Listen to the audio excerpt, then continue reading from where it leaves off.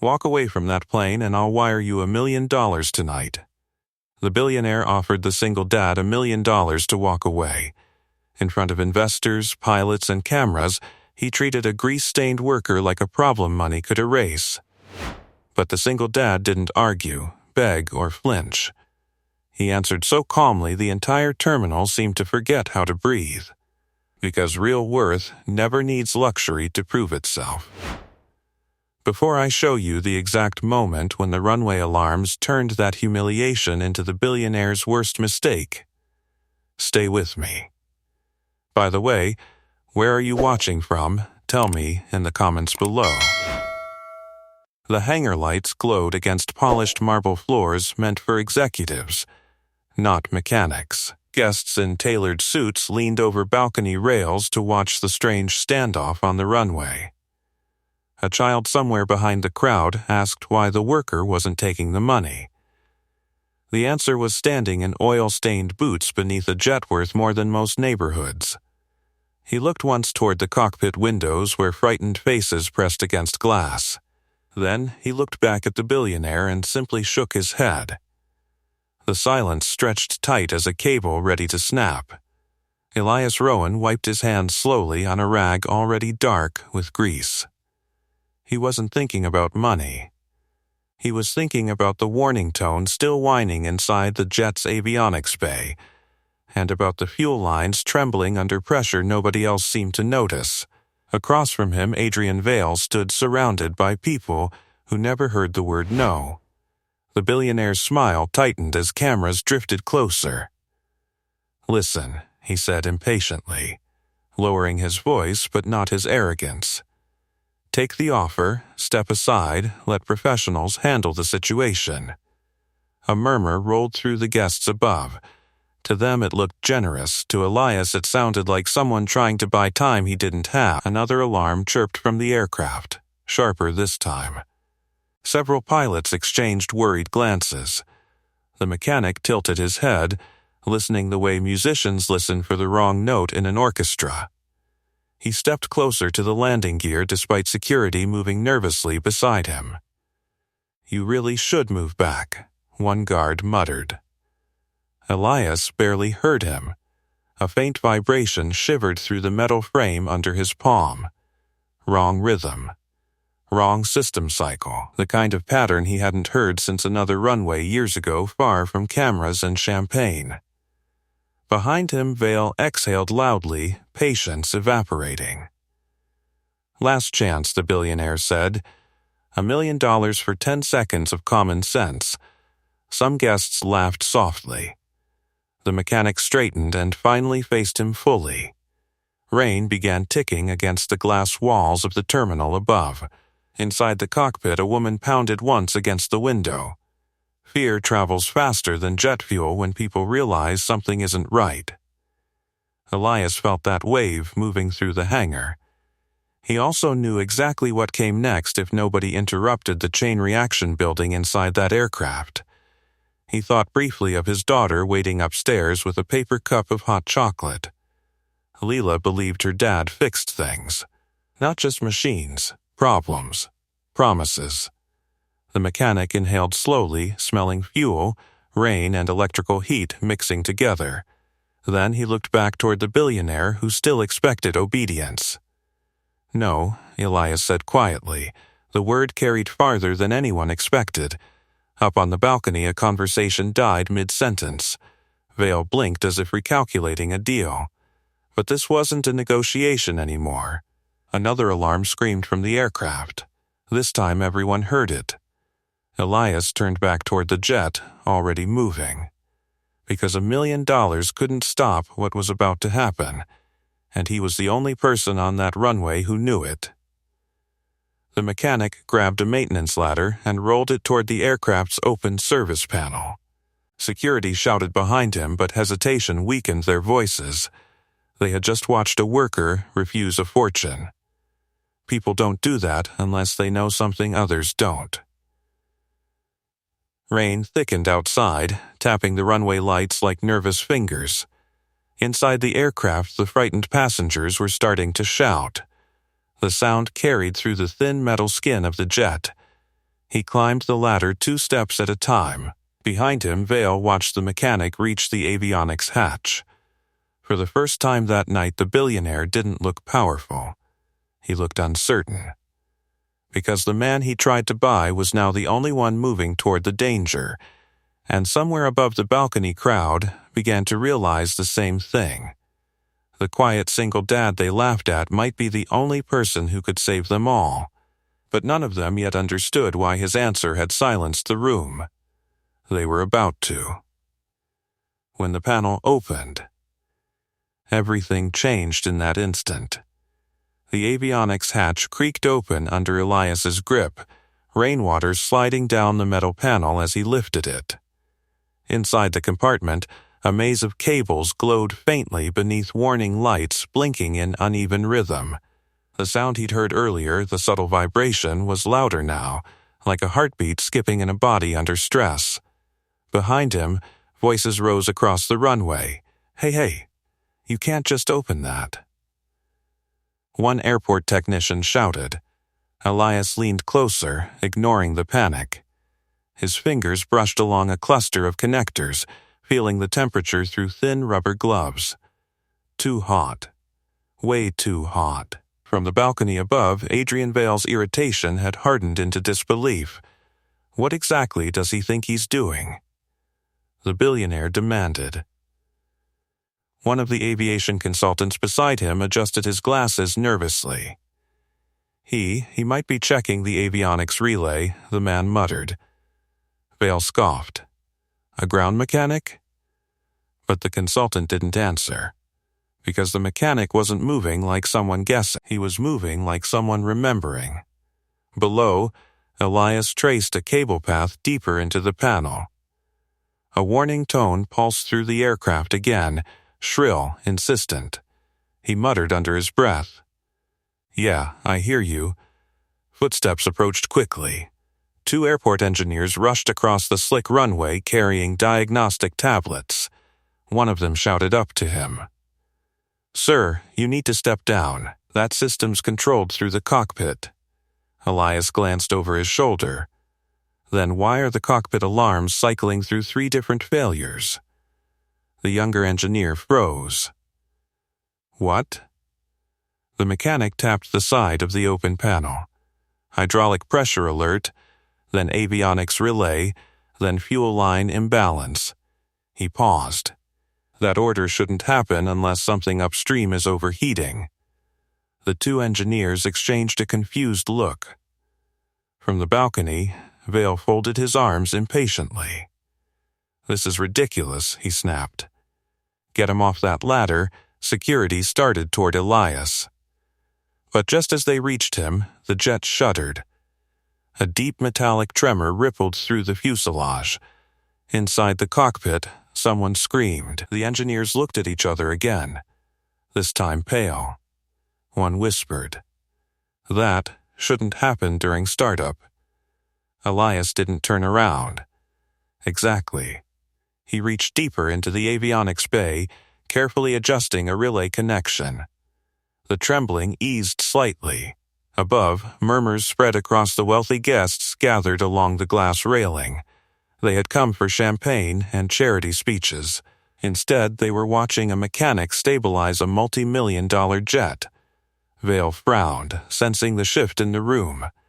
He hated shifts he didn't control. "Enough," he said sharply. He grabbed a microphone from the event podium and spoke loudly so everyone could hear. "Ladies and gentlemen, I apologize for the delay. A minor technical issue is being handled." He gestured toward the runway. "Our certified engineers will take over shortly." Down below, the 2 engineers looked up at Elias again. Neither of them moved to climb the ladder, because neither of them understood what he was already diagnosing. Elias studied the blinking lights again. His brow tightened. "Not minor," he murmured. Another vibration passed through the plane. He closed his eyes briefly, listening. A faint memory stirred. A runway at dusk. A jet engine screaming. A warning pattern exactly like this one, back when he wore a different uniform, back when people didn't look past him, He opened his eyes again. "Hey," he called down to the engineers. "Did anyone check the backup power regulator?" They blinked. "The what?" Elias exhaled slowly. "That explains a lot." Upstairs, Vale leaned toward the consultant again. "What's he talking about?" The man swallowed.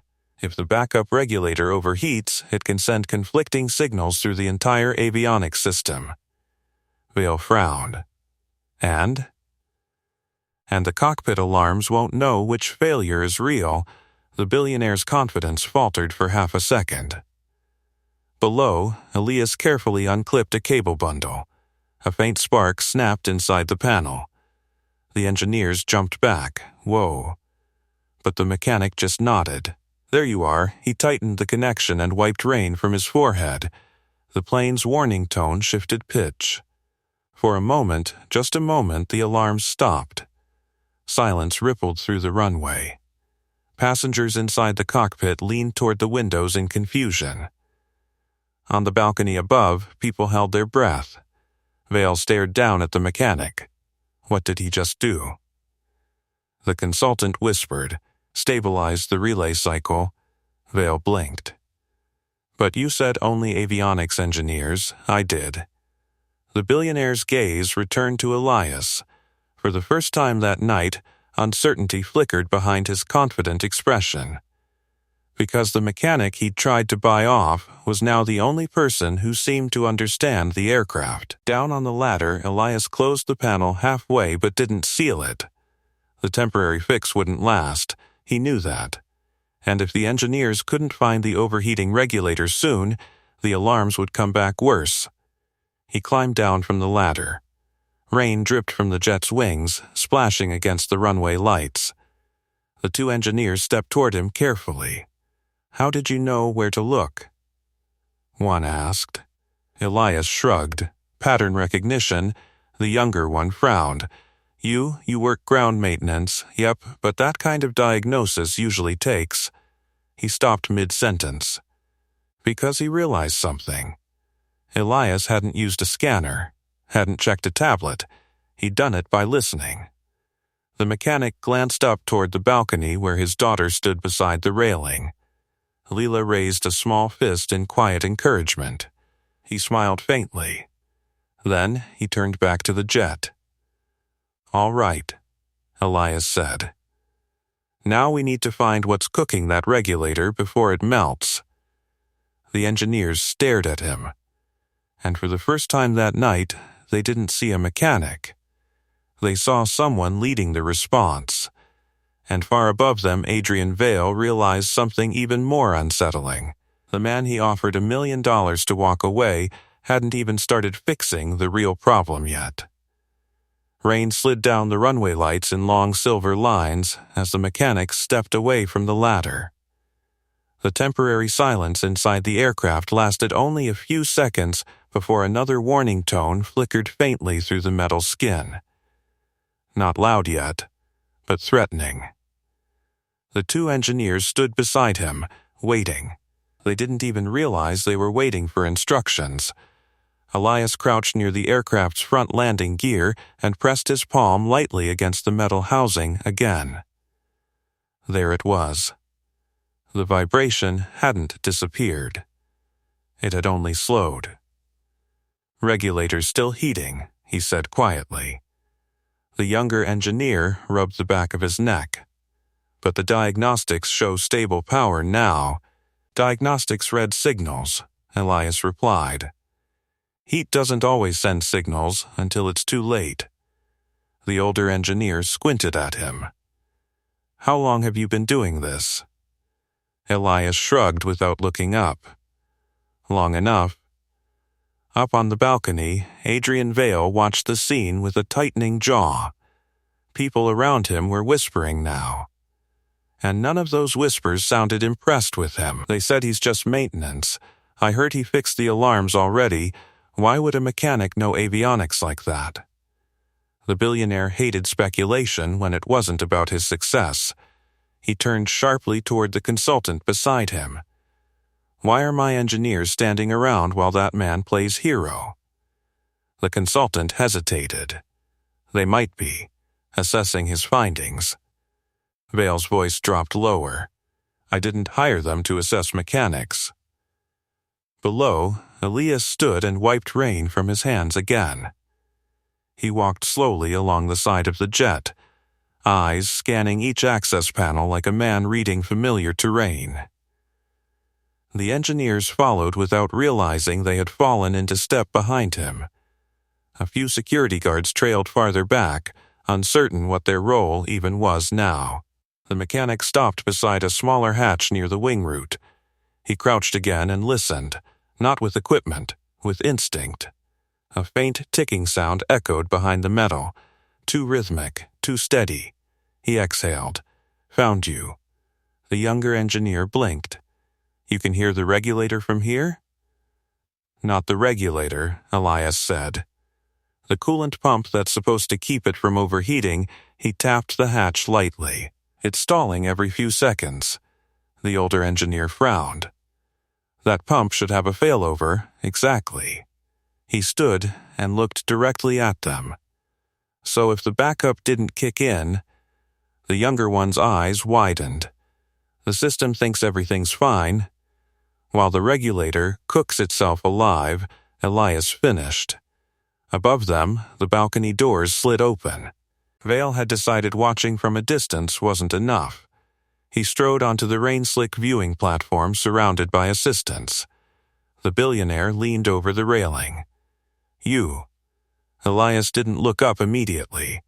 He finished tightening a latch first, then he slowly straightened. Rain dotted his hair. You talking to me? Vale's tone sharpened. Yes, the mechanic who seems determined to delay this flight. A ripple of uneasy laughter moved through a few guests nearby, but not many. People were starting to sense the stakes. Vale gestured impatiently. My team tells me you've been interfering with aircraft systems. Stabilizing, Elias corrected calmly. Temporary stabilization, Vale scoffed. Well, congratulations. Now step aside so trained personnel can solve the problem properly. The two engineers exchanged uncomfortable looks.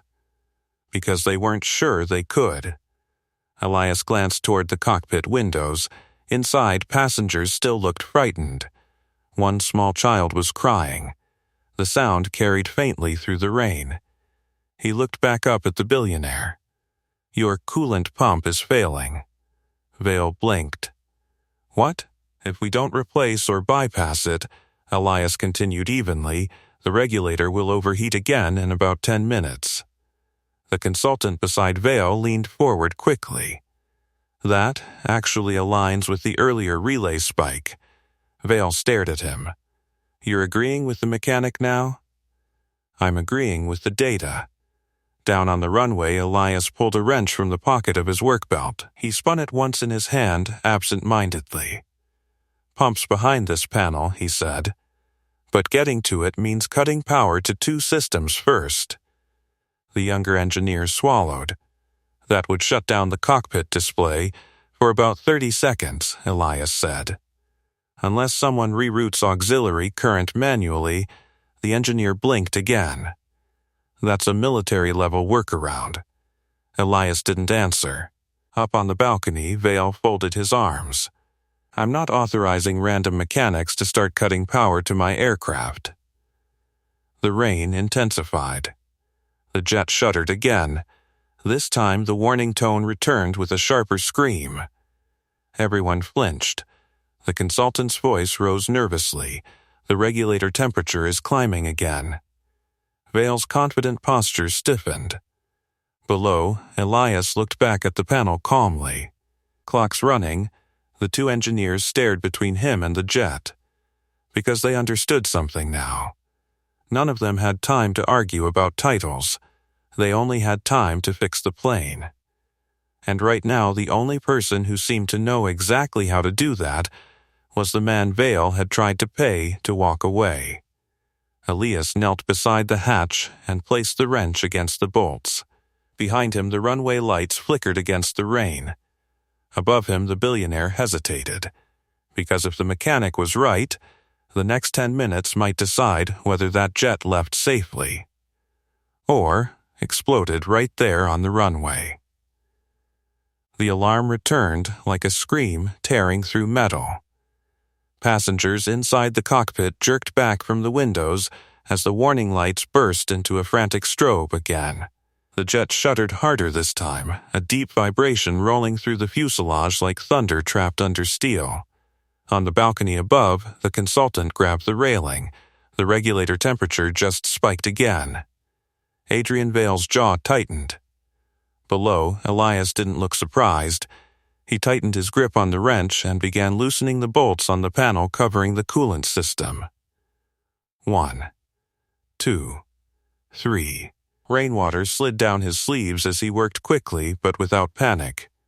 The younger engineer crouched beside him. "You're serious about cutting the cockpit power?" "For 30 seconds, Elias said. "That's all the window we need." The engineer glanced toward the jet nervously. "If we miscalculate," Elias met his eyes, "we won't." That confidence didn't sound arrogant. It sounded practiced. Above them, Vale leaned forward again. "You will stop what you're doing immediately," the billionaire barked. Security looked down at the mechanic uncertainly. But the jet shuddered again, louder this time. A long grinding noise echoed from somewhere deep inside the aircraft. Passengers began shouting. The older engineer looked up toward the balcony. "Sir, if the coolant pump fails completely, the regulator could overload." Vale snapped. "I understand the risk." "No," the engineer said quietly. "You understand the price of the plane." Silence fell for a split second. Vale's expression darkened. Below, Elias pulled the panel loose.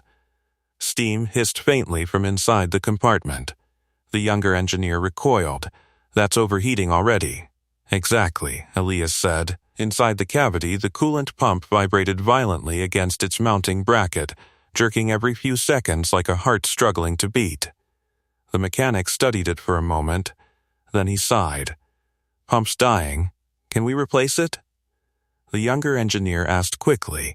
Elias shook his head. "No spare on site." The man's face went pale. "Then what do we?" "We bypass it." The engineer blinked. "With what?" Elias reached into his tool belt again. He pulled out a short braided hose and a pair of pressure clamps. The younger engineer stared. "You carry coolant bypass equipment in a maintenance belt?" Elias shrugged. "Old habit." Up on the balcony, the consultant whispered urgently to Vale. If he reroutes the coolant flow manually, it might hold long enough to stabilize the regulator. Vale rubbed his temples. "This is absurd." But the alarms screamed again, and this time the plane's left engine coughed violently. Passengers inside the cockpit lurched sideways. The sound of panic spread across the runway.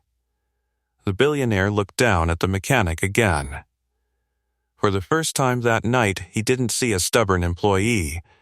He saw the only person moving toward the problem while everyone else debated it. Below, Elias slid the bypass hose into place with precise movements. Rain soaked the back of his shirt. The engineers watched him work with growing amazement. "You've done this before," the older one murmured. Elias tightened the final clamp. "Something like it." The younger engineer hesitated. "Where?" For a brief moment, Elias didn't answer, because the sound of that failing pump had pulled a memory from somewhere deep in his mind. A desert runway, an aircraft bleeding fuel, a countdown shouted over military radios. He pushed the memory away and focused on the present. "Doesn't matter," he said quietly. He reached toward the wiring harness above the pump. "Now we cut cockpit power for 30 seconds. The younger engineer swallowed hard. "That's a big risk." Elias glanced toward the cockpit window. Inside, frightened faces looked back, including a woman clutching the armrest with white knuckles. Someone important. Someone Vale cared about. The mechanic looked back at the engineer. The bigger risk is doing nothing. Up on the balcony, Vale's voice cracked across the runway again. If you shut down that cockpit display, I will personally have you removed from this airport. Elias finally looked up. Rain streaked across his face. Then you might want to start removing people now, he said calmly. Because the regulator hits meltdown in 8 minutes. The consultant gasped quietly beside Vale. 8? The billionaire stared down at the mechanic. The man didn't look afraid, didn't look impressed, didn't even look angry. He just looked certain. Below, Elias reached for the manual override switch. The younger engineer's voice trembled. 30 seconds exactly? 30, then we bring auxiliary current online? Elias nodded. You're learning. The engineer inhaled sharply. Above them, Adrian Vale finally realized something terrifying. The mechanic he'd tried to pay to walk away wasn't improvising. He was executing a plan. A plan that sounded disturbingly familiar to the consultant beside him. The man leaned closer to Vale and whispered, That bypass method, it's used in military emergency procedures. Vale blinked. Military? The consultant nodded slowly. Yes, below, Elias's hand hovered over the override switch. The rain fell harder. Passengers inside the jet watched through the windows, and the billionaire realized something he had never expected to feel. He wasn't in control anymore. The mechanic was. And if the man was wrong, everyone on that runway would know it in 30 seconds. The alarm returned like a scream tearing through metal. Passengers inside the cockpit jerked back from the windows as the warning lights burst into a frantic strobe again. The jet shuddered harder this time, a deep vibration rolling through the fuselage like thunder trapped under steel. On the balcony above, the consultant grabbed the railing. The regulator temperature just spiked again. Adrian Vale's jaw tightened. Below, Elias didn't look surprised. He tightened his grip on the wrench and began loosening the bolts on the panel covering the coolant system. 1, 2, 3. Rainwater slid down his sleeves as he worked quickly but without panic.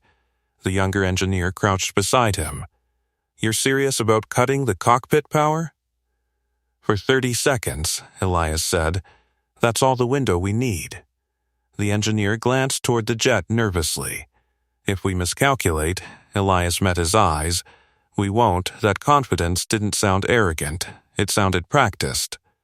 Above them, Vale leaned forward again. You will stop what you're doing immediately, the billionaire barked. Security looked down at the mechanic uncertainly. But the jet shuddered again, louder this time. A long grinding noise echoed from somewhere deep inside the aircraft. Passengers began shouting.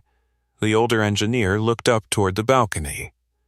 Sir, if the coolant pump fails completely, the regulator could overload. Vale snapped. I understand the risk. No, the engineer said quietly. You understand the price of the plane. Silence fell for a split second. Vale's expression darkened. Below, Elias pulled the panel loose. Steam hissed faintly from inside the compartment.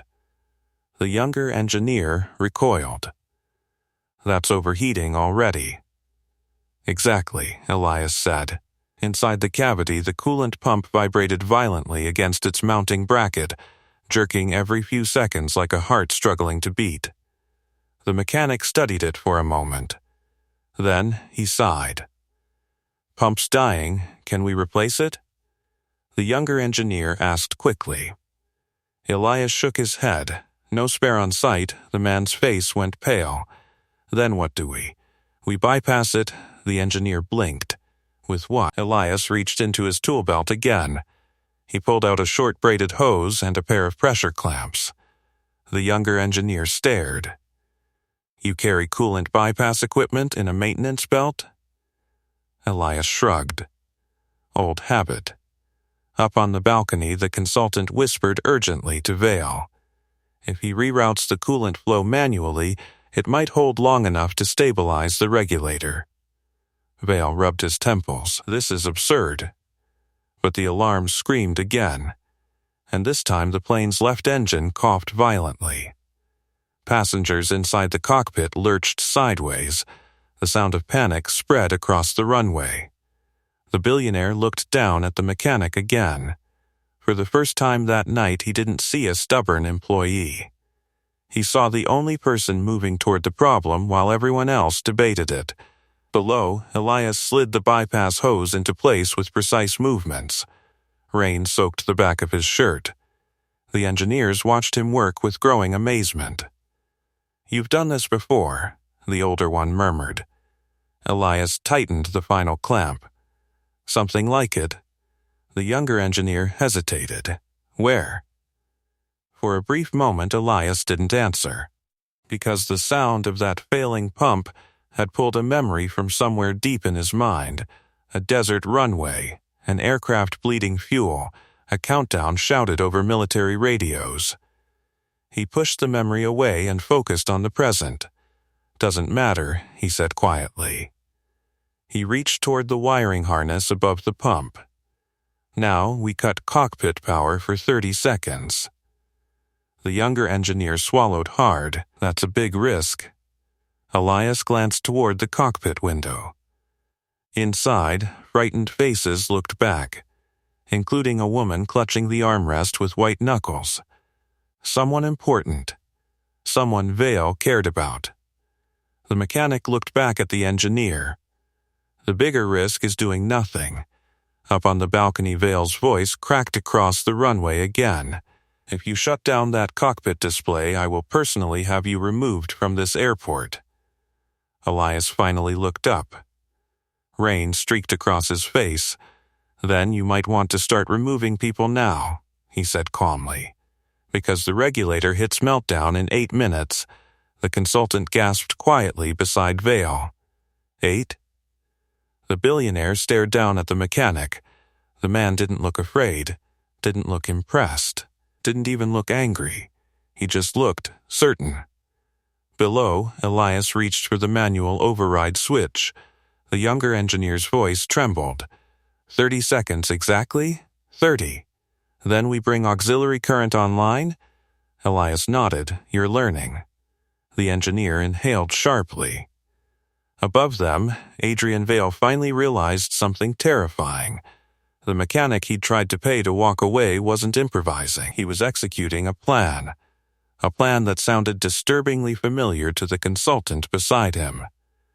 The man leaned closer to Vale and whispered, "That bypass method, it's used in military emergency procedures." Vale blinked. "Military?" The consultant nodded slowly. Yes, below, Elias's hand hovered over the override switch. The rain fell harder.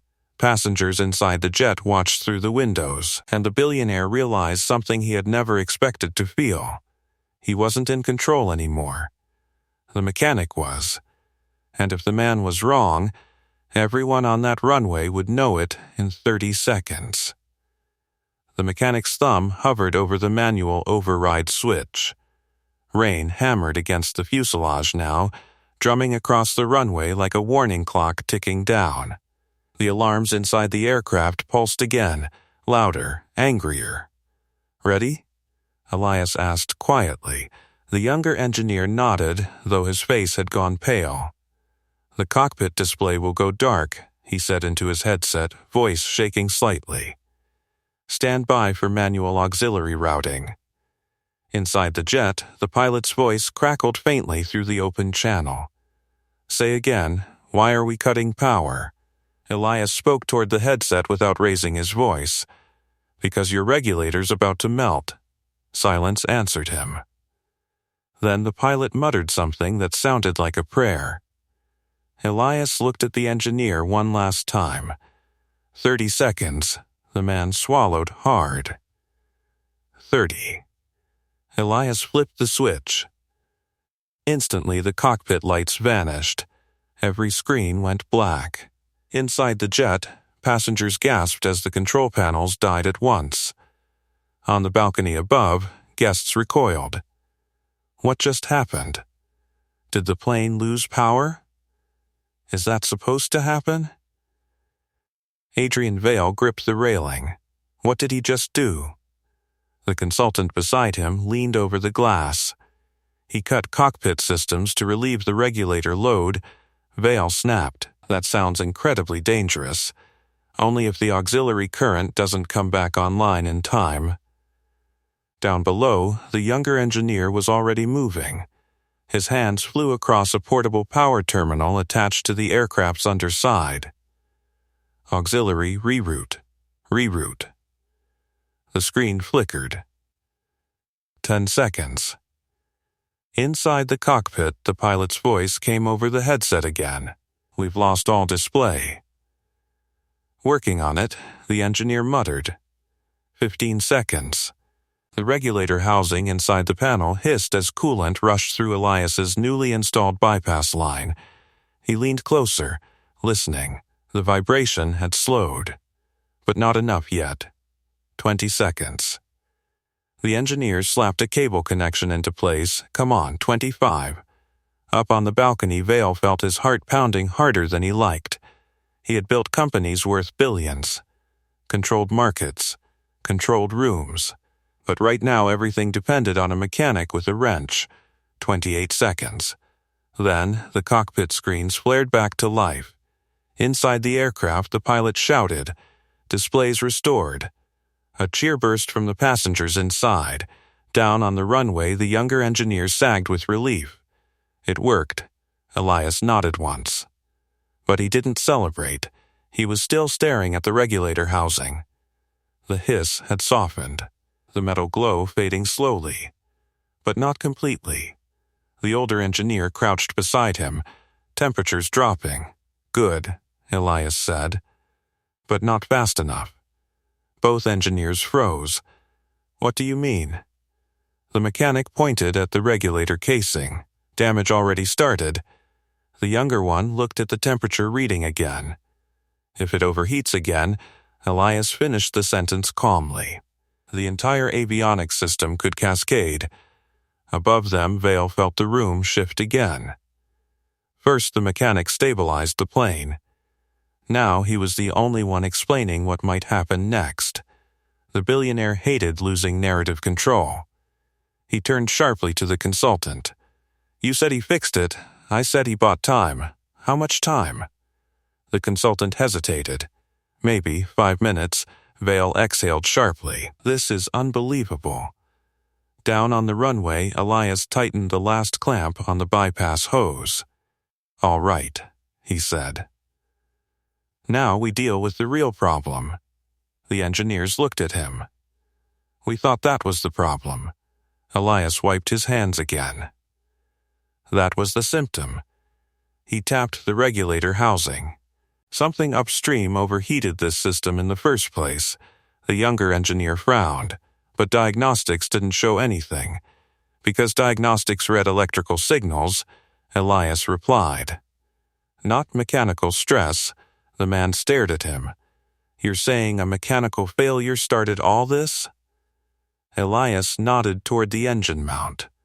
Somewhere in there, the older engineer blinked. That's a massive inspection job, yeah, Elias said. And we've got about 4 minutes before this regulator cooks again.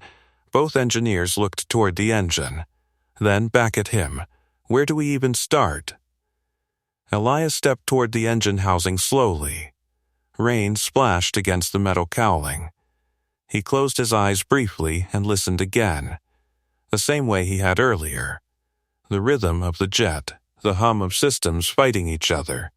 Then he pointed. There, the younger engineer squinted. You heard that? Yep, what is it? Elias opened the panel slightly. A grinding sound echoed faintly from inside. He nodded to himself. Coolant drive shaft, the engineer blinked. That's buried behind 3 layers of engine shielding. Exactly. Above them, Adrian Vale's patience snapped. He grabbed the balcony microphone again. This circus ends now. His voice thundered across the runway.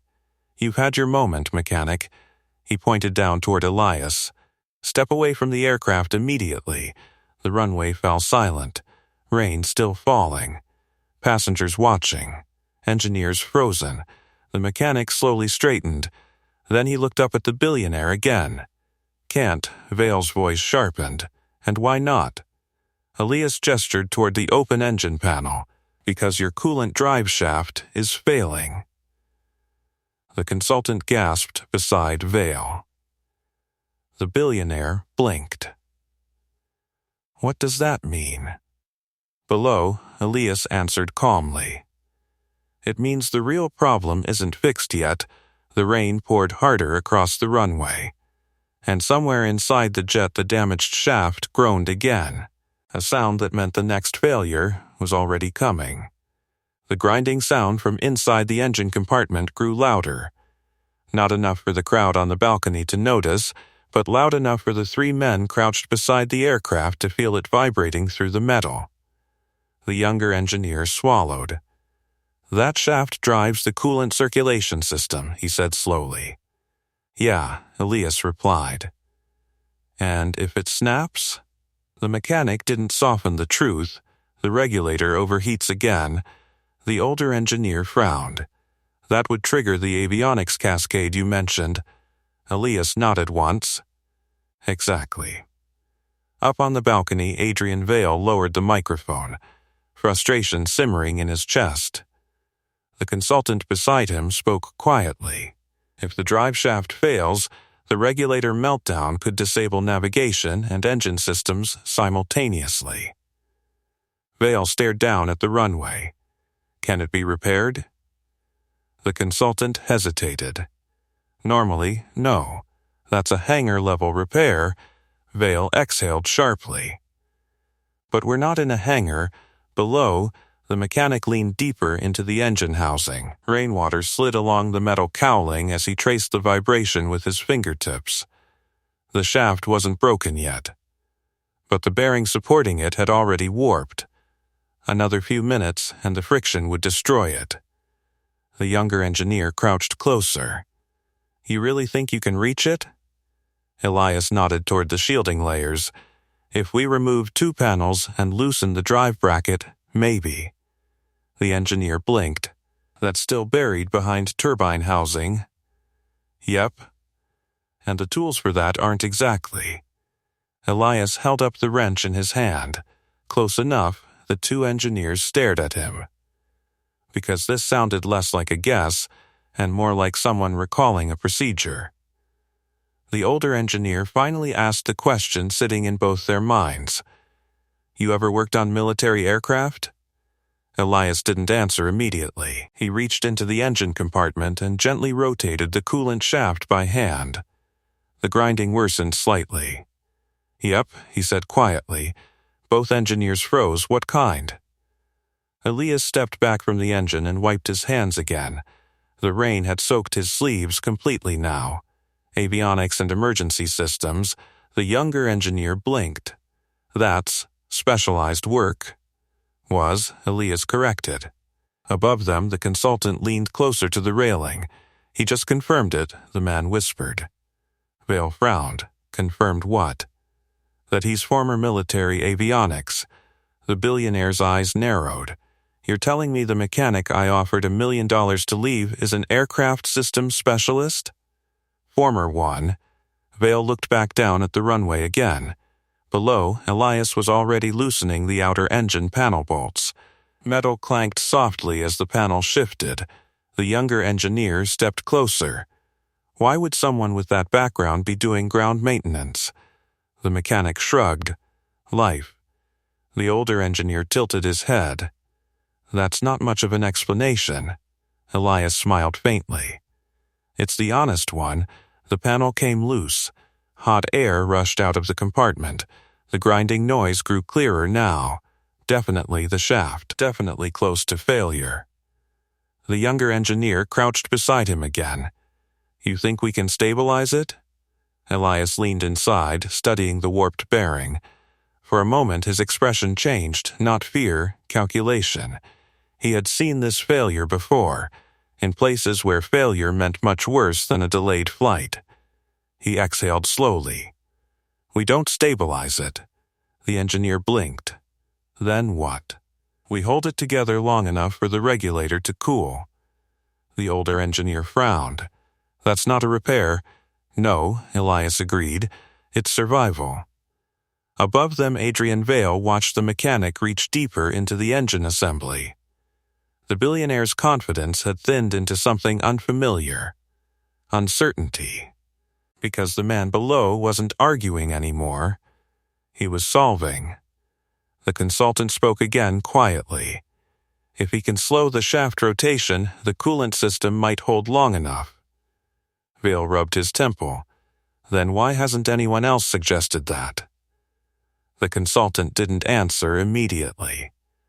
Because the truth was uncomfortable. Most of the people in that terminal had never worked on an aircraft under real pressure. They relied on manuals, on protocols, on teams. But the mechanic below was operating on experience, the kind learned when failure meant lives. Down on the runway, Elias reached into his belt pouch again. This time he pulled out a small steel brace. The younger engineer's eyes widened. You carry engine stabilizers too? Improvised ones. He slid the brace carefully beside the vibrating shaft housing. The metal rattled violently. Hold the bracket, Elias said. The younger engineer grabbed it immediately. The older engineer leaned closer with a flashlight. Rain continued to pour around them. Above them, the balcony crowd had gone silent. Because something had shifted in the air. The mechanic wasn't a nuisance anymore. He was the center of the crisis. Elias tightened the brace slowly. The grinding sound softened slightly. Not gone, but controlled. The younger engineer looked amazed. That's actually reducing the vibration. Good. Elias adjusted the pressure another millimeter. The shaft slowed. The regulator temperature reading dropped another degree. Above them, the consultant whispered. He's stabilizing the drive shaft. Vale exhaled slowly, so the mechanic just prevented the cascade. Yes. The billionaire watched the rain-soaked worker kneeling beside his aircraft, a man he had dismissed less than 15 minutes earlier. And suddenly the question that formed in Vale's mind wasn't about the jet. It was about the man fixing it. Because no ordinary mechanic carried military procedures in his hands, and the realization spread quietly through the balcony crowd. The single dad who refused $1 million might be the only reason that plane wasn't already a fireball on the runway. The grinding inside the engine softened into a strained hum. Not fixed. But no longer seconds away from catastrophe. The younger engineers still held the bracket steady while Elias adjusted the improvised brace by fractions of a turn. Rain ran down the mechanic's wrists and dripped from the wrench onto the runway. Hold it right there, Elias said quietly. The engineer nodded. Got it. The shaft rotated again, slow, controlled. The older engineer watched the regulator temperature reading on the handheld monitor. It's dropping, slowly. Elias exhaled. Good, but he didn't relax. Because a temporary solution in aviation wasn't victory. It was borrowed time. Up on the balcony, Adrian Vale leaned forward over the railing again. The tension in the crowd had changed completely. Earlier they had watched a spectacle. Now they were watching survival. Is the danger over? One guest whispered. The consultant beside Vale shook his head. No. How long until the regulator cools? Vale asked. The consultant glanced at the data streaming across the tablet. If the shaft holds, maybe 10 minutes. Vale frowned. And if it doesn't? The man hesitated. Then the system fails again. Below, Elias carefully tightened the final clamp on the brace. The vibration steadied further. The older engineer let out a breath he hadn't realized he'd been holding. That's the smoothest it's been since startup. The younger engineer looked at Elias with open disbelief. You've stabilized an engine shaft with a toolbox brace. Elias wiped rain from his face. Improvised stabilization, he corrected. Big difference. The engineer laughed nervously. Right, of course. For a moment the mechanic leaned back on his heels. Rain continued falling across the runway lights. Somewhere above the balcony doors opened again. Soft footsteps hurried across the observation deck. Elias glanced up and saw Lila. His daughter stood near the railing holding the paper cup she'd been carrying earlier. Her eyes were wide with worry, but when she saw him looking, she raised her small fist again in encouragement. "Go, Dad," she mouthed silently. The younger engineer followed Elias's gaze. "Your kid?" "Yep, she's been up there this whole time?" Waiting for my shift to end. The engineer looked up again. "She seems pretty confident you've got this." Elias smiled faintly. "She always does." Up on the balcony, Vale noticed the exchange. "Who's the child?" he asked. The consultant glanced down. "Looks like the mechanic's daughter." Vale stared. Even in the rain, the man below had kept working without hesitation, while a little girl watched him like he was the most capable person in the world. The billionaire felt something unfamiliar twist in his chest. Respect, or maybe discomfort. Because that kind of faith usually came from seeing someone do impossible things before. Down below, the regulator monitor beeped softly. The older engineer studied the numbers. Temperature down another 2 degrees. "Good," Elias said. But then he looked back toward the engine housing again, listening. Always listening. The younger engineer noticed. "What is it?" Elias tilted his head slightly. "Something still isn't right." Both engineers froze. "You're kidding," the younger one said. "Nope." He pointed deeper into the engine compartment. The shaft's stable, but the bearing alignment's still off. The older engineer frowned. But the brace fixed the vibration. "It reduced it," Elias said. "Not corrected it." Up on the balcony, Vale's patience thinned again. The plane was still grounded. His event was still disrupted. And the mechanic still controlled the situation. He grabbed the microphone once more. "Enough," the billionaire said loudly. "You've had your moment." The runway fell silent again. Vale gestured sharply toward Elias. "The aircraft appears stable now." Elias looked up slowly. Rain dripped from his chin. "It's not stable." Vale ignored him. "My engineers will complete the repair in a controlled environment." The younger engineer glanced nervously at Elias, because that wasn't true. Not yet. The mechanic stood slowly. "Your shaft bearings still misaligned." Vale's voice hardened. "That's not your decision to make." Elias wiped his hands on the rag again. Then he looked up toward the balcony. "You want the truth?" Vale folded his arms. "Go ahead." The mechanic pointed calmly toward the aircraft engine. "If that bearing shifts another millimeter, the brace won't hold." The consultant beside Vale inhaled sharply. "Is that possible?" Elias answered evenly. In about 6 minutes, the rain fell harder across the runway. Passengers still watched through the cockpit windows. The 2 engineers looked between the billionaire and the mechanic, because one of them controlled authority, and the other controlled reality. Vale's expression hardened. 6 minutes is more than enough time to get you off my runway." Elias shook his head slightly. "No." The billionaire's voice sharpened. "And why not?" The mechanic glanced toward the cockpit windows, then toward the balcony where his daughter still stood, and finally back at the aircraft. "Because when that bearing shifts," his voice stayed calm, "this whole jet will shake itself apart." The silence that followed was deeper than before, and somewhere inside the engine the damaged bearing clicked once, a sound that meant the countdown had already started. The sharp click inside the engine echoed through the metal frame like a warning bell. Elias heard it immediately. The younger engineer heard it a second later. The older engineer felt it through the bracket he was still holding. All 3 men froze. "That wasn't good," the younger engineer whispered.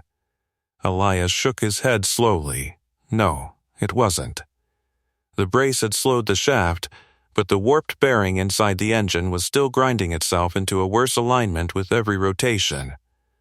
Above them on the balcony, Adrian Vale watched the mechanic's expression change, and he didn't like what he saw. The man looked calm, but not relieved. The consultant beside Vale glanced down at his tablet again. The regulator temperature dropped slightly, he said, but shaft vibration just increased. Vale rubbed his temples. You told me the situation was stabilizing. It was, the consultant replied, but something shifted inside the engine. Down on the runway, Elias leaned closer to the housing again. The click repeated, metal touching metal where it shouldn't. He exhaled, bearing collars slipping. The younger engineer looked stunned. How do you even hear that through all this rain? Elias shrugged slightly. You learn what trouble sounds like. The older engineer tightened his grip on the bracket. What happens if it slips all the way? Elias didn't hesitate. The shaft drops. And then? The coolant line disconnects. The younger engineer's eyes widened. That would dump pressure across the regulator. Yep. And the avionics cascade starts again. Exactly. Up on the balcony, the consultant whispered something quickly into Vale's ear. The billionaire's face hardened. Below, Elias climbed halfway into the engine compartment again. Rain poured down his back. He reached deeper inside, adjusting the brace with delicate pressure. But the grinding continued. Different now. Sharper. He pulled his arm back out slowly. It's moving faster than I thought. The younger engineer stared. How much time do we have? Elias looked at the engine once more. 3 minutes. The engineer's face drained of color. That's not enough time to get replacement parts. Not trying to. Elias replied. The older engineer frowned. Then what are we doing? Elias glanced toward the equipment cart sitting 20 feet away. Improvising again, he walked toward the cart quickly. Tools clanked as he searched through the drawers. The younger engineer followed. What exactly are we improvising? Elias pulled out a narrow steel tension rod, then a heavy locking clamp. Temporary shaft support, the engineer blinked. That's not aviation equipment. Nope. Will it work? Elias looked back toward the engine. It'll hold the shaft long enough for the regulator to cool. Hopefully. Up on the balcony, Vale's patience snapped again. He grabbed the microphone. This situation has gone on long enough. His voice thundered across the runway. I am authorizing full evacuation of the aircraft and shutdown of all systems. Gasps rippled through the crowd. Below, Elias stopped walking. The younger engineer looked at him. If they shut down the engine suddenly, Elias finished the thought. The shaft could snap instantly. The older engineer turned pale. That would rupture the coolant system. Elias nodded, and then you'd have a real emergency. Above them, the consultant spoke urgently to Vale. Sir, a hard shutdown might actually trigger the failure he warned about. Vale clenched his jaw. You're saying we're trapped following the mechanic's plan? I'm saying his plan is currently the only one preventing the cascade. Below, Elias returned to the engine housing with the tension rod and clamp. The younger engineer stared at the equipment. You're building a second brace? Not exactly. He crouched beside the panel again. I'm going to support the shaft from the opposite side. The older engineer blinked. You're rebalancing the bearing load. Elias nodded once. That might stop the collar from slipping. Rainwater streamed down the engine, cowling as he slid the rod carefully into position. The metal rattled violently for a moment. The younger engineer held his breath. Then Elias tightened the clamp. The grinding noise softened again. Not gone, but controlled. The regulator monitor beeped, temperature dropping. The older engineer stared at the numbers. It's working. Elias adjusted the clamp another millimeter. The shaft steadied further. Up on the balcony, the consultant exhaled slowly. He's stabilizing the shaft again. Vale stared down at the mechanic. The rain-soaked worker kneeling beside his aircraft. The man he'd tried to pay to walk away. And the billionaire realized something that unsettled him more than the crisis itself. He had built an empire believing money solved everything. But tonight money had done nothing. Authority had done nothing. Titles had done nothing. A mechanic with a toolbox had done everything. Down on the runway, Elias leaned back slightly and watched the regulator reading fall another degree. Still not safe, but closer. The younger engineer looked at him with awe. "I don't understand how you're doing this." Elias wiped rain from his face again. "Experience. Where did you get that kind of experience?" For the first time that night, Elias hesitated. Then he answered quietly. "Air Force." The engineer blinked. "You were a military avionics engineer?" Elias nodded. Among other things, above them Vale heard the words clearly through the microphone still hanging open. Air Force.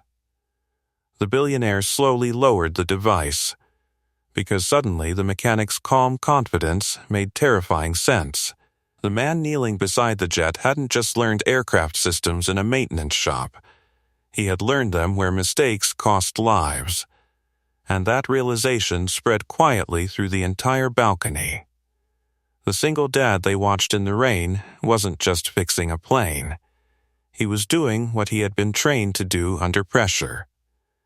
Save everyone on it. The second brace was held. For the first time since the alarms began screaming across the runway, the engine vibration settled into something steady. Not perfect, nothing about the situation was perfect, but stable enough that the grinding noise softened into a dull mechanical hum. Elias leaned back slightly, studying the regulator monitor. The temperature was still high. But now it is falling. Slowly. The younger engineer wiped rain from his face and stared at the numbers. "It's dropping faster now," he said. "Yeah," Elias replied quietly. The older engineer let go of the bracket he'd been holding for nearly 10 minutes. His hands trembled slightly as blood returned to his fingers. "Never thought I'd see someone stabilize an engine shaft with 2 improvised braces." Elias gave a small shrug. Aircraft don't care where the solution comes from. Above them, the balcony crowd had fallen completely silent. Guests who arrived expecting a luxury charity event now watched a rain-soaked mechanic command the most important space on the runway. Adrian Vale stood motionless at the railing. His microphone hung forgotten in his hand. Because the story unfolding beneath him no longer belonged to him. It belonged to the man kneeling beside the jet. The consultant leaned toward him quietly. "The regulator temperature is continuing to fall." Vale nodded slowly. "So the crisis is ending?" "Not yet," the consultant replied. The billionaire frowned. "What now?" "If the bearing collar slips again before the regulator cools, the entire stabilization could fail." Vale looked back toward the mechanic. The man had already turned toward the engineers again. Down on the runway, Elias wiped his hands and studied the engine housing one more time. The braces were holding. But the pressure inside the coolant system was still fluctuating. He looked toward the younger engineer. "How fast can we drop the regulator load?" The engineer blinked. "You mean reduce system demand?" "Exactly." "Well, we could shut down non-essential avionics." Elias nodded. "Do it." The engineer grabbed his tablet quickly. Moments later, the cockpit radio crackled again. "This is the pilot," the voice said nervously. "What's happening down there?" Elias stepped closer to the open panel. "Cooling your regulator." A pause followed. Then the pilot exhaled. "Who am I talking to?" "Maintenance." The pilot sounded confused. "Maintenance?" "Yeah." Another pause. "Well, maintenance just saved our lives." Elias didn't respond. Compliments didn't matter yet. He kept watching the engine shaft, listening, feeling the rhythm through the braces. The younger engineer spoke up again, non-essential avionics powering down, several lights across the aircraft dimmed, the regulator monitor beeped softly, temperature falling faster now. The older engineer looked stunned. That might actually get us under safe levels. Elias nodded once. That's the goal. Above them, Adrian Vale turned to the consultant again. You're telling me the plane is being saved by a man I tried to pay off 15 minutes ago? The consultant didn't answer. Because the truth was obvious. Below, the mechanic leaned against the engine housing for a moment. Rain ran down the runway in shining streaks under the floodlights. His arms ached. His shoulders burned from holding awkward positions inside the aircraft compartments. But he ignored the fatigue. He had endured worse. The younger engineer watched him carefully. You've done this before, he said quietly. Elias didn't answer. The engineer pressed further. Not just aircraft repairs. Crisis repairs. The mechanic glanced toward the cockpit windows. Passengers still watched through the glass. Some of them had their phones pressed against the windows, filming the scene below. Yeah, Elias admitted. More than once, the older engineer tilted his head. Military emergency response? Something like that. The engineer studied him with new respect. That explains the confidence. Elias shook his head slightly. It's not confidence, what is it? Knowing panic makes things worse. Above them, Vale's gaze shifted toward the balcony entrance. A small figure stood near the doorway. Leela. The little girl still held her paper cup. She hadn't moved since the crisis started. But now she was watching the runway with fierce concentration. The billionaire glanced toward her. That child believes he's going to succeed. The consultant followed his gaze. Children usually know their parents well. Vale looked back toward the mechanic, rain pouring down his shoulders, hands steady, voice calm. The man didn't look like someone hoping to succeed. He looked like someone who already knew how. Down below, the regulator monitor beeped again. The older engineers stared at the display. Temperature dropping into the safe range, the younger one looked at Elias. 2 more minutes and we're clear. Elias nodded slowly. But he didn't move away from the engine. Not yet. Because he had learned long ago that the most dangerous moment in any crisis was when people thought it was already over. And somewhere deep inside the engine, the damaged bearing shifted slightly again. Just enough for him to hear it, a faint scrape, barely noticeable, but real.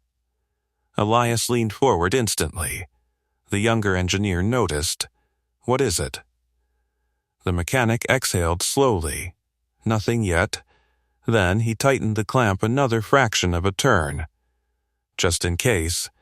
Because the difference between success and disaster often came down to one final adjustment. And he wasn't about to let that final moment slip away. The faint scrape inside the engine returned. Soft. Almost polite. But Elias heard it instantly. His hand froze on the clamp. The younger engineer noticed the change in his posture. What is it? The mechanic didn't answer right away. He leaned closer to the engine housing again, listening through the rain and humming machinery. The scrape came again, a thin metallic whisper. Bearing collar, Elias murmured. The younger engineer's face tightened. I thought we stabilized it. We slowed it, Elias corrected quietly. The older engineer looked down at the regulator monitor. Temperatures almost in the safe zone. How long? Elias asked. Maybe 60 seconds. The mechanic nodded. But his eyes never left the engine, because the scrape meant the bearing was still shifting under load, just barely, but enough. Above them on the balcony, Adrian Vale leaned forward again. Why did he stop moving? The billionaire asked. The consultant squinted down at the runway. Something changed. Vale exhaled impatiently. Of course something changed. Below, Elias tightened the clamp a fraction more. The metal groaned softly. The shaft steadied again, for now. The younger engineer watched him closely. You heard something we didn't. Yeah. What? The collar trying to slip again. The engineer's stomach dropped. But the regulator is cooling. Exactly, Elias said. If the shaft fails now, the coolant pressure surge could spike the system one last time. The older engineer's eyes widened. That could restart the cascade, yep. How long until the regulator is fully safe? 30 seconds, the engineer replied. Elias nodded slowly. Then he reached back into the engine housing again. The rain poured harder now, bouncing off the aircraft's metal skin. His fingers found the shaft collar. It vibrated under his touch. Barely stable, but still turning. The younger engineer leaned closer. What are you doing? Feeling the rotation. You can actually tell that by touch? Elias nodded. Sometimes. Up on the balcony, Vale turned toward the consultant again. I want to understand something. Yes? How is a mechanic doing things my entire aviation team hasn't suggested? The consultant hesitated. Because he isn't thinking like a maintenance technician. Vale frowned. Then what is he thinking like? The man answered quietly. A combat systems engineer. The billionaire looked back toward the runway again. And suddenly the image changed in his mind. The man below wasn't just fixing a plane, he was managing a battlefield. Every vibration, every second, every risk. Down on the runway, the regulator monitor beeped again. The older engineer leaned closer to the screen. Temperature entering safe range, the younger engineer exhaled loudly. That's it, but Elias didn't celebrate. He was still holding the shaft collar between his fingers. The scrape came again, louder. The brace creaked under the shifting load. The younger engineer froze. That didn't sound good. Elias spoke calmly. Because it wasn't. How long do we need to hold it? The older engineer glanced at the monitor again. 15 seconds, the mechanic nodded. Then he slid his arm deeper into the engine housing. The younger engineer blinked. What are you doing? Stopping the collar with your hand? Just guiding it, that shaft is rotating slowly. The younger engineer looked horrified. That could break your wrist. Elias shrugged. Only if I panic. Up on the balcony, the consultant leaned forward suddenly. He's inside the housing. Vale blinked. What? The consultant pointed. He's stabilizing the collar manually. The billionaire stared. You mean he put his hand into a running engine? Yes. Below, Elias braced his arm carefully against the engine frame. His fingers pressed against the collar's edge. The vibration pulsed through his bones, not violent, but relentless. The younger engineer stared at him in disbelief. You're insane. Elias smiled faintly. No, he kept his voice steady. Just patient. The regulator monitor beeped again. The older engineer leaned closer. 10 seconds, rain streamed down the aircraft. The shaft turned slowly beneath Elias's hand. The scrape softened. 5 seconds. 4, 3. The regulator temperature finally dropped below the red threshold. The monitor chirped. Safe range. Elias slowly withdrew his hand. The shaft continued rotating, stable now under the reduced load. The braces held. The grinding noise faded completely. Silence settled across the runway. The younger engineer stared at him. You just held an engine shaft in place with your hand. Elias flexed his fingers once, wouldn't recommend it. Above them, the consultant exhaled. The system is stabilized. Vale stared down at the mechanic. The rain-soaked man standing beside the jet. the man he had offered $1,000,000 to leave. The passengers inside the cockpit began cheering. Their voices echoed faintly across the runway. Down below, the younger engineer looked at Elias with something close to awe. "You didn't just fix the plane," he said quietly. "You saved everyone on it." Elias glanced briefly toward the balcony, where his daughter still stood watching. Then he looked back at the aircraft. "Just did my job," but above them Adrian Vale realized something the entire room now understood. The quiet single dad he tried to dismiss was the only reason his plane and the people he loved were still alive. For a long moment, no one moved. Rain still fell across the runway, tapping softly against the aircraft wings and pooling beneath the floodlights. The engine hummed in a steady rhythm now. No grinding, no scraping. Just the smooth rotation that should have been there from the start. Inside the cockpit, passengers were still cheering. Some pressed their palms against the windows, waving down toward the runway where the mechanic stood beside the open engine panel. The younger engineer exhaled shakily. "I can't believe that actually worked." Elias closed the engine hatch carefully and tightened the final bolts. "Aircraft don't care about belief," he said quietly. "They care about physics." The older engineer laughed softly, relief washing through his voice. Fair enough. Above them, the balcony crowd finally erupted into applause. It started with a few scattered claps, then more. Soon the entire viewing gallery was filled with the sound. Investors, guests, pilots, executives, all clapping for the man they had ignored 20 minutes earlier. Elias glanced up briefly, surprised by the noise. Applause had never meant much to him. But one voice stood out above the rest. "That's my dad." Leela's small shout cut through the rain. She leaned over the balcony railing, her cup of hot chocolate forgotten on the floor behind her. The mechanic smiled faintly. The younger engineer followed his gaze. "That's a proud kid, yeah," Elias said. "She is." Up on the balcony, Adrian Vale stood frozen, while the applause echoed around him. He hadn't clapped, not yet, because his mind was still replaying the moment that changed everything. The moment the mechanic refused his $1,000,000 offer. The consultant beside him finally spoke. "You should probably say something." Vale blinked. "About what?" The consultant gestured toward the runway. "The man who just saved your aircraft, and everyone inside it." Vale looked back down. Elias was closing his toolbox now, rain dripping from the edge of the jet's wing above him. The engineers beside him were still talking animatedly, clearly amazed by what they had just witnessed. Vale took a slow breath, then he lifted the microphone again.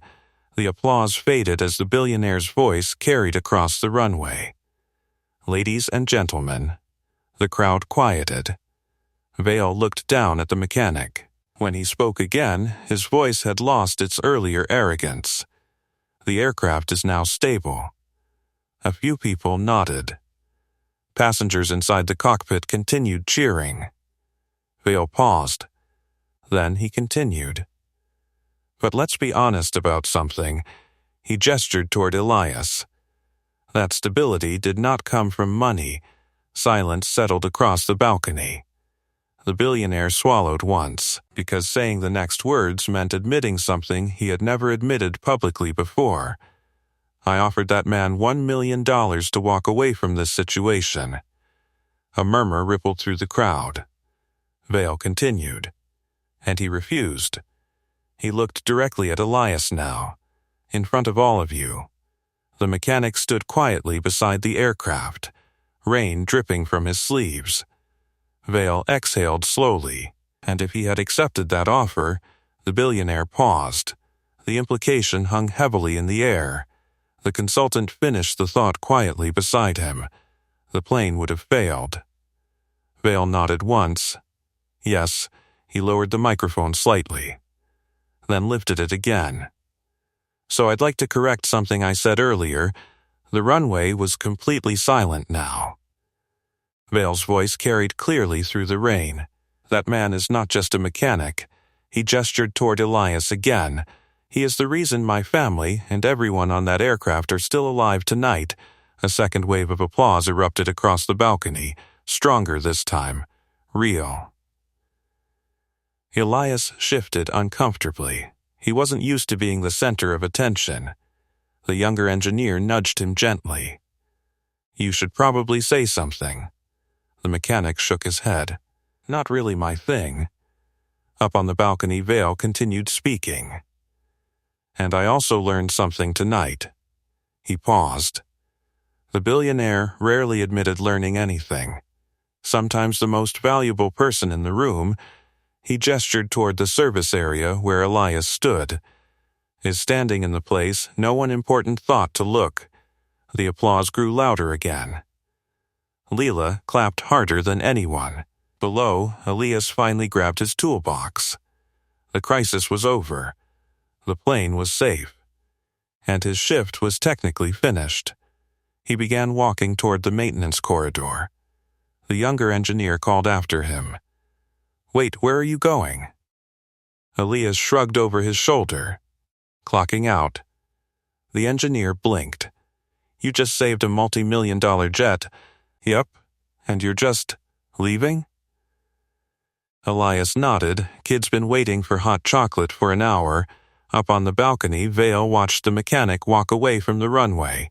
The man didn't look back, didn't soak in the applause, didn't even pause. And for the first time in years, Adrian Vale realized something about power. Real power didn't need an audience. Sometimes it just fixes the problem. And went home to its daughter. Rain had softened to a mist by the time Elias reached the maintenance corridor. Behind him, the runway lights still glowed against the wet concrete, reflecting the aircraft that now sat quiet and stable under the floodlights.